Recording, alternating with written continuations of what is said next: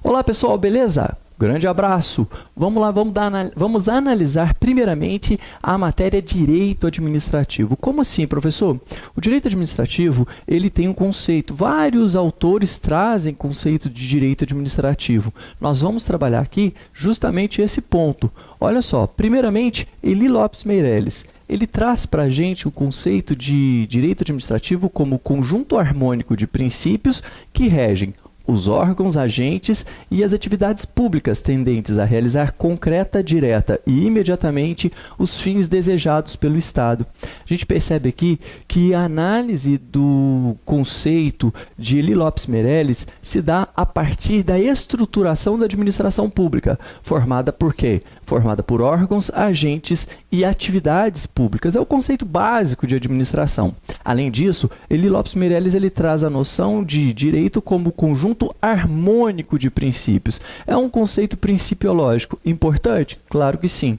Mas olha só, um outro conceito também muito interessante a gente pode trazer aqui é o conceito de Jean Rivero. Olha só, Jean Rivero ele traz um conceito muito interessante também, né? E ele fala o seguinte, que direito administrativo é o conjunto das regras jurídicas distintas das do direito privado, que regem a atividade administrativa das pessoas. Aqui a gente percebe um conceito muito mais positivista, porque ele traz para nós que o direito administrativo é um conjunto de regras, e regras entendidas como conjunto de leis. É interessante por quê? Porque são vários conceitos, são várias visões, mas o que nós temos que entender? Não existe um conceito absolutamente perfeito. Tanto é que eu gosto de conceituar direito administrativo como o conjunto de regras e princípios que visam regular entidades, órgãos e funções do Estado que visam implementar o interesse coletivo, que visam implementar o quê? O bem comum. O direito administrativo tem esse papel. Ele é o conjunto de normas que visam justamente regular a atividade do Estado que precisa implementar o interesse coletivo, que precisa alcançar o bem comum. E isso ele faz através das suas funções, das suas entidades, dos seus órgãos, dos seus agentes. Os agentes também são regulados pelo direito administrativo, professor? Sim. Além disso, o direito administrativo faz parte do ramo do direito público. Ramo do direito público, e isso vai acabar acarretando no quê? Numa outra matéria que a gente vai estudar também, que é o regime jurídico administrativo. Regime jurídico administrativo decorre justamente da questão do direito administrativo pertencer ao ramo do direito público, certo? Como todas as disciplinas do direito, lembrando que o direito, apesar de ser uno e indivisível, ele é fragmentado para fins acadêmicos, o direito administrativo também possui o quê? Fontes. Quais são as fontes do direito administrativo? As fontes do direito administrativo estão aqui: lei, jurisprudência, doutrina e costumes. Nada de diferente daquilo que você aprendeu lá no primeiro período da faculdade, quando você estudou as fontes do direito. Lembra lá? Então, aqui não é diferente. Primeiramente, a lei.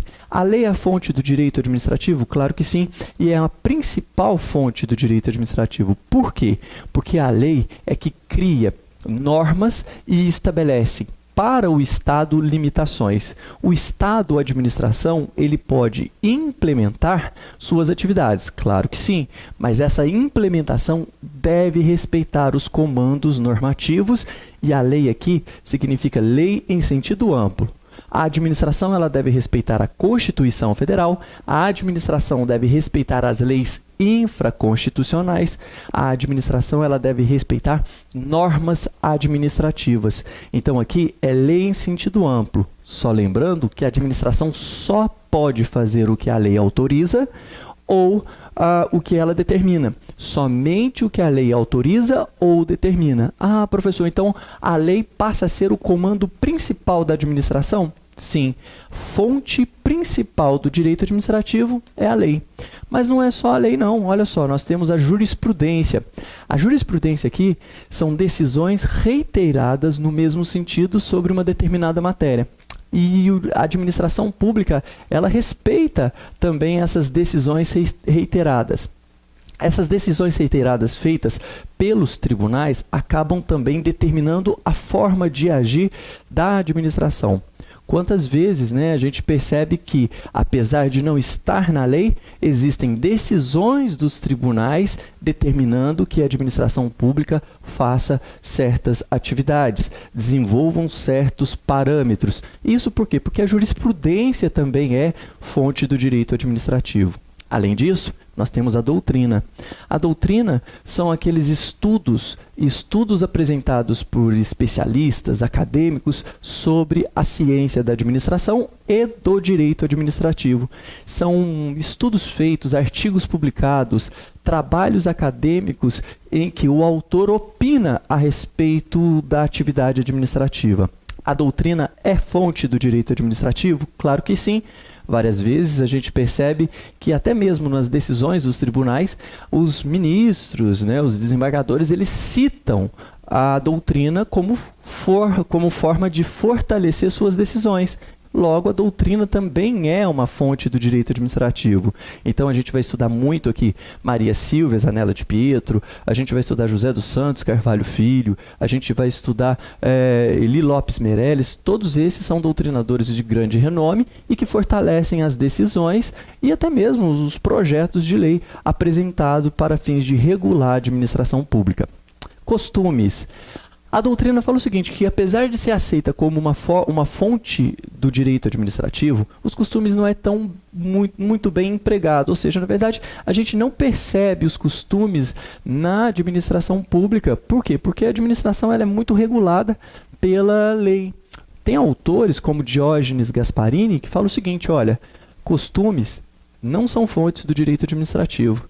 Não são fontes do direito administrativo por quê? Porque o comando principal é a lei. Então não podem os costumes estabelecer a forma de agir da administração pública.